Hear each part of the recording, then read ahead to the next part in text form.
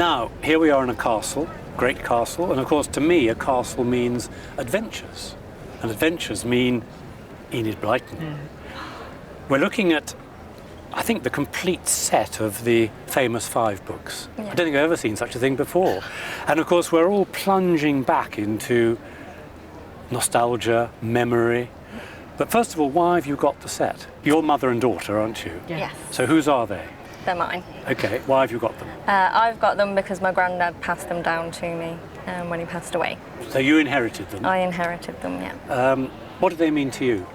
They got a lot of sentimental value to me because I know how long it took him to collect them and the methodical way of putting it all together from over the years. I mean, the difficulty with a set is you've got to get the set. And that last one might take a lifetime. Once you start, you've got to carry on, What was Enid Blyton to him? He loved reading the books. Loved Enid Blyton. Do you think he'd read them as a child? Yeah, definitely. Yeah. And so at a certain point he went back as a grown-up and thought, I'll start again. Yeah, for the grandchildren. Yeah. Well, she started writing, I think, in 1922 with children's poems, but this, which is probably her most famous series, Five on a Treasure Island, comes out in 1942. And it's interesting, it starts in a wartime context. There are paper shortages. There's all the difficulties of publishing in wartime, and yet that is the moment this series is launched. And then they come out at least once a year, steadily, through the 50s and into the 1960s. And she was still writing when she died in 1968. She was hugely popular. If I say she did, I think, over 760 books through a lifetime. She died at 71. Her first book was published in 1922, which was called Child's Whispers. And then she suddenly got going. And apparently she could write 10,000 words a day. And that's why she produced so many books. She was a writing factory. And I think she was a phenomenon.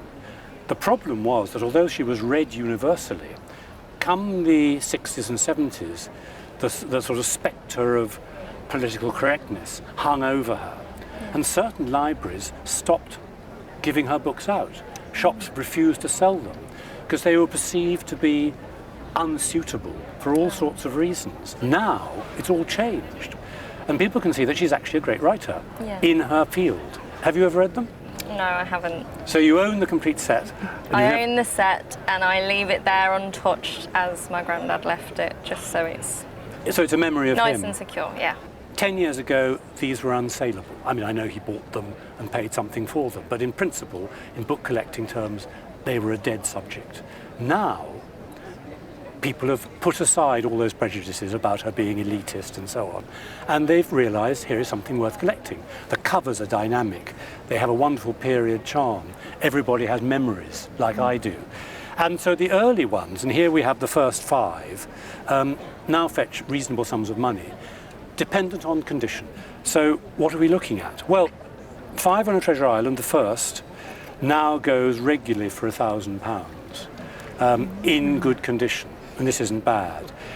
2 and 3 fetch similar sums, and then of course as we get on down the line the value drops rapidly because it's all about the print run.